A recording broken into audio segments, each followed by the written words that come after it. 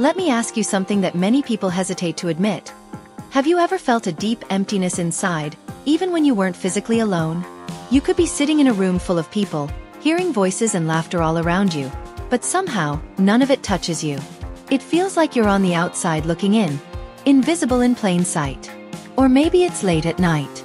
The house is quiet, the world outside is still, and the glow of your phone screen stares back at you. You scroll endlessly, searching for something. Anything that might fill the silence. You think about calling someone, but your mind whispers, who would really listen? Who would really understand? And so you stay silent, holding your phone like a lifeline, while inside, the emptiness spreads. That hollow feeling you get? That ache that doesn't go away no matter how much you distract yourself? That's loneliness. And here's the truth. Loneliness is not just about being physically alone.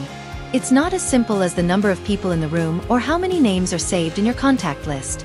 Some people live by themselves in quiet apartments, yet feel perfectly at peace, deeply connected with themselves and the world around them.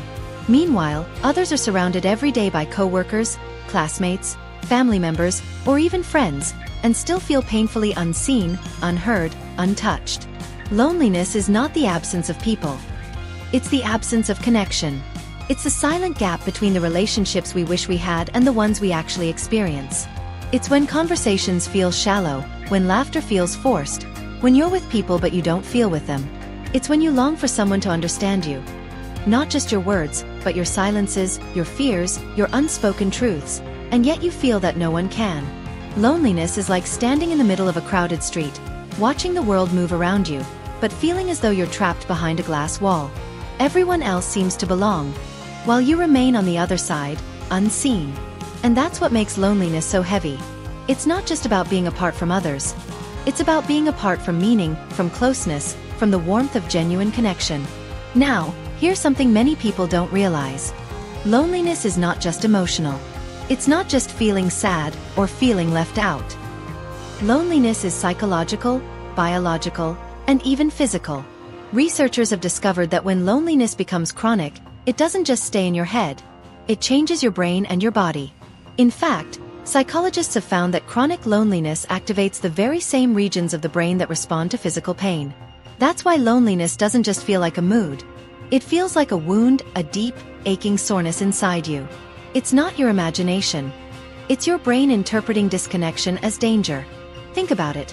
If hunger is your body's way of saying, you need food, and thirst is your body's way of saying, you need water, then loneliness is your mind's urgent way of saying, you need connection.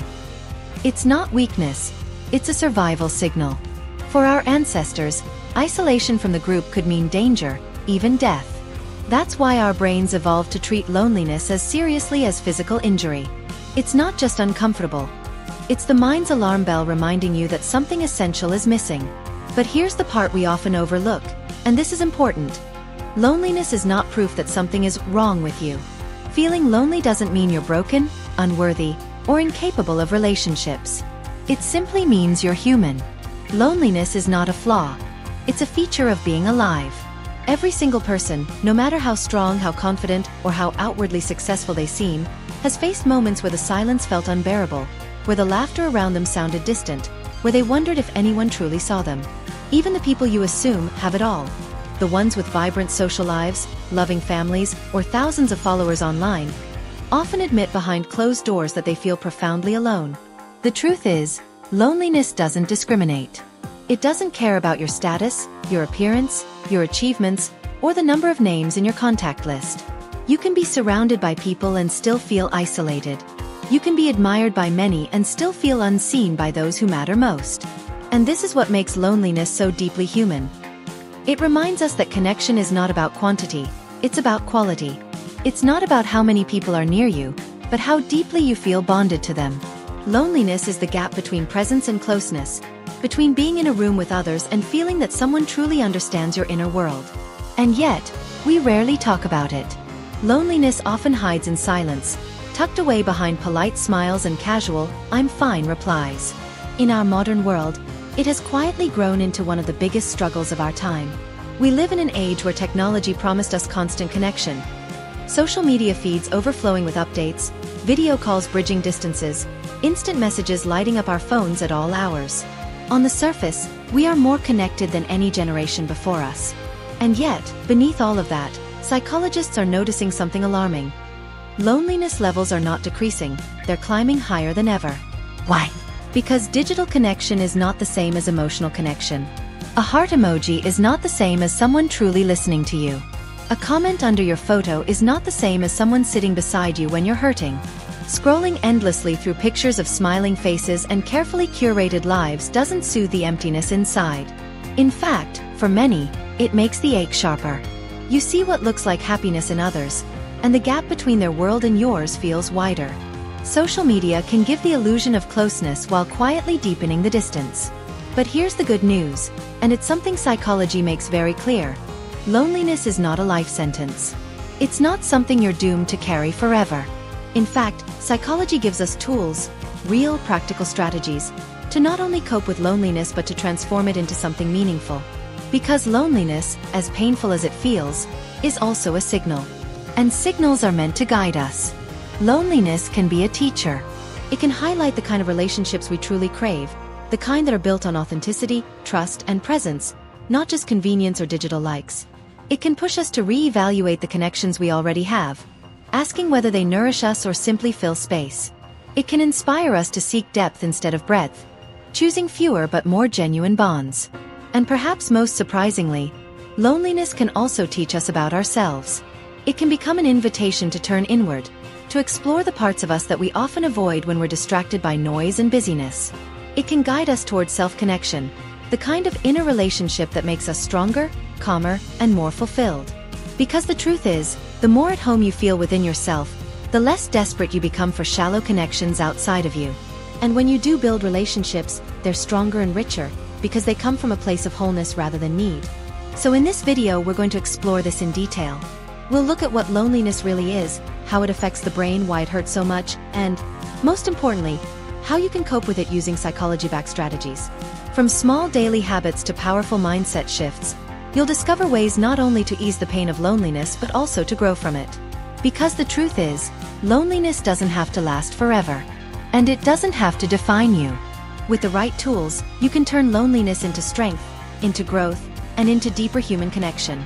Stay with me, because what you're about to learn could change the way you see yourself, your relationships, and even the quiet moments when you're all alone. Part 1. Understanding the psychology of loneliness. Loneliness is often misunderstood. Many people think it's just about being physically alone, but psychology shows us something deeper. Loneliness is not about the number of people in your life. It's about the quality of connection you feel. You could be surrounded by 100 friends on social media and still feel desperately lonely. Or you could live in solitude, with very few people around, and yet feel completely content. This tells us something powerful. Loneliness lives in the mind, not in the numbers. It comes from a gap between what we need emotionally and what we're actually experiencing. Psychologists call this the perceived gap of connection.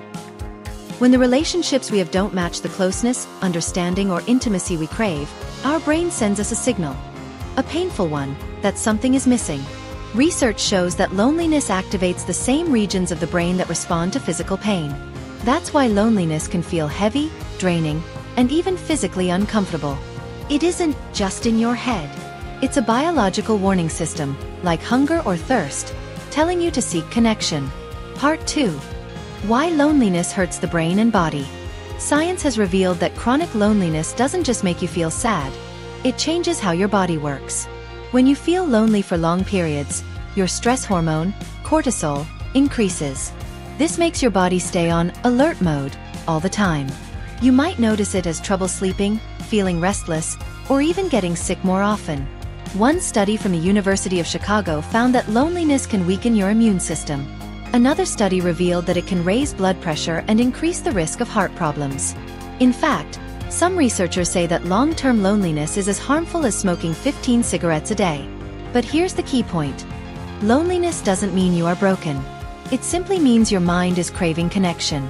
And just like thirst drives you to drink, loneliness can drive you to rebuild the relationships that will make you healthier and happier. Part 3. The hidden lessons inside loneliness.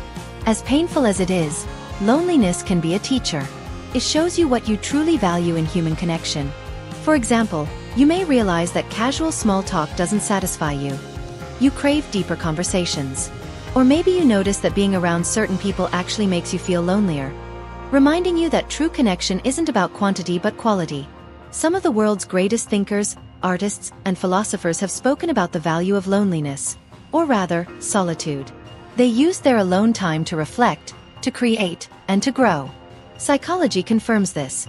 When handled in healthy ways, periods of loneliness can build self-awareness, empathy, and resilience. It can teach you how to be comfortable with yourself, which makes it easier to form healthier, more authentic relationships with others. So instead of seeing loneliness only as a curse, we can also see it as an invitation. A signal to grow closer to ourselves and then to others. Part 4. Practical psychology-backed strategies to cope with loneliness. Now let's talk about how you can cope with loneliness using psychology. 1. Reframe your thoughts about loneliness. The first step is to change the way you see it. Instead of treating it as proof that you are unwanted or unloved, treat it as a natural signal, like hunger, that you need connection. This small mental shift removes shame and opens the door to action. 2. Build small, meaningful connections. Many people think they need a huge social circle to beat loneliness. The truth is, even small interactions can have a powerful impact. A short conversation with a neighbor, a friendly exchange with a shopkeeper, or a call with a family member can reduce feelings of isolation. Psychology calls this micro-connections. They might seem small, but they add up and remind your brain that you are not alone. 3. Strengthen existing relationships. Instead of searching endlessly for new connections, sometimes the best way to cope is to deepen the ones you already have. Reach out to a friend and share something real. Invite someone for a walk. Vulnerability often creates closeness, and when you open up, you give others permission to do the same. 4. Engage in activities that create connection naturally. Loneliness is often eased not by directly chasing relationships, but by joining activities where connection happens organically. This could be a class, volunteering, a book club, or even a group exercise. Shared experiences bond people more naturally than forced conversations. 5. Practice self-compassion. Loneliness often tricks the mind into self-blame.